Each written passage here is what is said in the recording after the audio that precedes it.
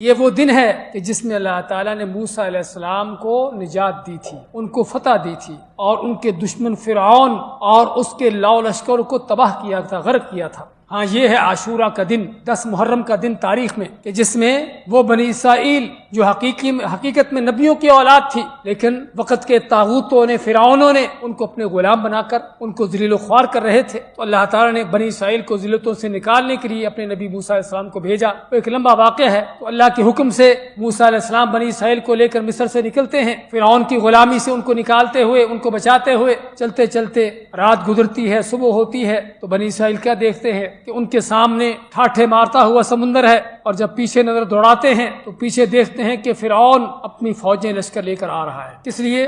بنی اسرائیل کو پکڑنے کے لیے۔ بنی اسرائیل ان کو پکڑنے آ رہا تھا۔ بنی اسرائیل نے جب دیکھا کہ آگے سمندر، پیچھے فرعون، اس کی فوجیں، تو موسیٰ علیہ السلام کو کیا کہتے ہیں؟ انا لمدرکون، کیا موسیٰ مارے گئے، پکڑے گئے؟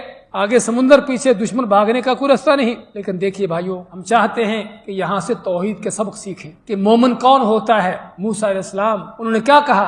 ان کو بھی نظر آ رہا تھا کہ سامنے سمندر ہے، پیچھے دشمن ہے، نکلنے کا کوئی راستہ نہیں ہے، لیکن جن کا اللہ پر حقیقی ایمان ہوتا ہے، انہوں نے کیا فرمایا؟ کلا ان معی ربی سیہدین، کلا ہرگز نہیں، تم کہتے ہو کہ ہم مارے گئے، پکڑے گئے، ان معی ربی، میرے ساتھ وہ رب ہے، سیہدین، جو یہاں بھی راستہ نکالے گا، دکھائے گا۔ یہ ہے بھائیو اللہ پر ایمان، کہ جس کا اللہ پر سچا ایمان ہے، یقین ہے، توکل ہے، بھروسہ ہے، وہ دنیا کے وسائل کو نہیں دیکھتا کہ آگے جانے کو کوئی راستہ ہے یا نہیں ہے، وہ یہ نہیں دیکھتا کہ دشمن کتنا طاقتور ہے، وہ یہ نہیں دیکھتا کہ دنیا کے معاملات کیا ہیں۔ اس کی نظریں کس پر ہوتی ہیں؟ اس دنیا والے پر ہوتی ہیں، جہان و کرب پر ہوتی ہیں۔ وہ اسباب کو نہیں دیکھتا، وہ مسبب الاسباب کو دیکھتا ہے۔ سبب کیا ہے؟ کہ سامنے کوئی راستہ ہو بھاگنے کا، نکلنے کا۔ لیکن مومن کی نظریں اللہ پر ہوتی ہیں، مسبب الاسباب پر ہوتی ہیں، کہ چاہے سامنے سمندر ہے، پیچھے دشمن ہے، کوئی راستہ تو نظر نہیں آتا، لیکن اب میرے ساتھ وہ رب ہے جو یہاں بھی راستے نکالے گا۔ اب موسیٰ علیہ السلام کو راستے نکالتے رہتے پہلے، اگرچہ اللہ نے موسیٰ علیہ السلام کو عصا دیا ہوا تھا،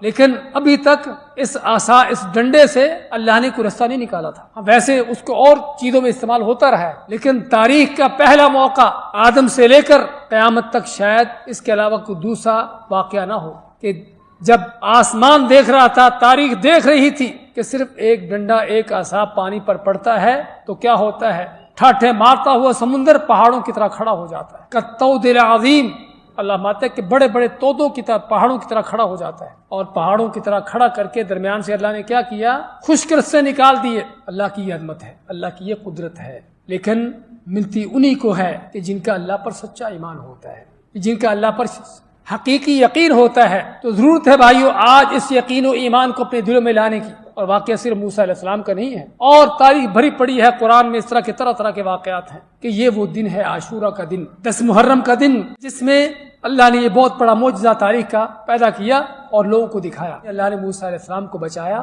اللہ نے سمندر میں خشک رستے نکال کر بنی اسرائیل کو، موسیٰ کو سمندر پار کروا دیا، اور پیچھے سے فرعون آیا دھاڑتا ہوا، للکارتا ہوا۔ لیکن مشرک ہمیشہ عقل کا اندھا ہوتا ہے، کافر چاہے ویسے جتنا بھی ذہین کیوں نہ ہو، لیکن اس کی مت ماری ہوتی ہے، عقل کا اندھا ہوتا ہے۔ اب اگر تو موسیٰ فرعون کی نظر میں جادوگر تھا، تو موسیٰ نے جادو اپنے لیے کیا ہے، جادو کے زور سے رستے نکالے ہیں، تب بھی اس کے اپنے لیے ہے۔ اور اگر موسیٰ فرعون کی نظر میں اللہ کا نبی ہے، تب بھی اللہ نے اپنے نبی کے لیے رستے نکالے ہیں۔ لیکن جب موت آئی ہوتی ہے، کہتے ہیں گیدڑ کی موت آتی ہے تو کہاں جاتا ہے؟ شہر کو بھاگتا ہے۔ تو چنانچہ یہ بھی آیا دھاڑتا ہوا، للکارتا ہوا، بھاگتا ہوا، سمندر میں جا گھسا اپنی فوجیں لے کر۔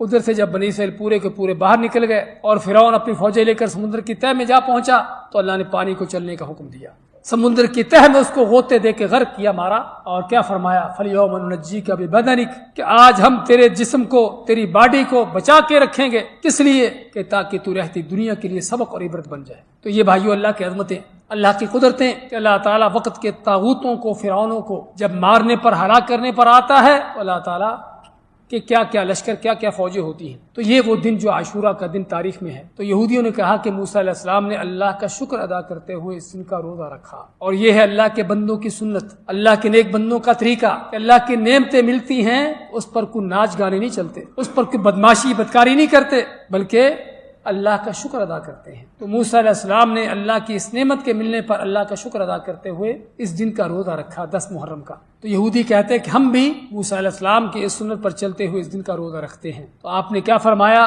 نحن اولا بموسیٰ منکم، اور دوسری روایت کے لفظ ہے کہ آپ نے صحابہ کو فرمایا اے صحابہ، اے مسلمانوں، حقیقی معنوں میں تم موسیٰ علیہ السلام کے حقدار ہو، کیونکہ یہ یہودی تو ان کے دین کو بگاڑنے والے ہیں، حقیقی معنوں میں مسلمان ہیں جو موسیٰ علیہ السلام کے دین کو لے کے آگے چلنے والے ہیں۔